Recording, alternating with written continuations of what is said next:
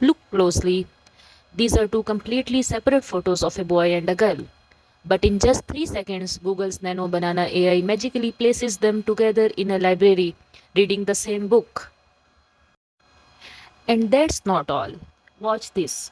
How amazingly it has created different angles of the same scene. From the side, from above, and even a close up shot. But how it's possible? Today I will show you real demos that will blow your mind. A quick question. Alright, let's try something fun. This is a simple family photo in a market.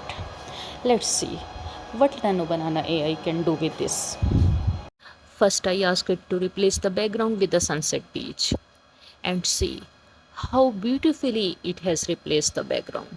That is crazy. Then I told it to make the tree sharper without touching the rest of the image. Notice the precision here. Then I asked it to add a flying bird in the top left corner. See how beautifully it has added the bird. Now we make the weather bright and sunny and even add hats for everyone. See the result. It's amazing. Next, I gave them coffee mugs because why not? Definitely, Nano Banana AI makes it effortless.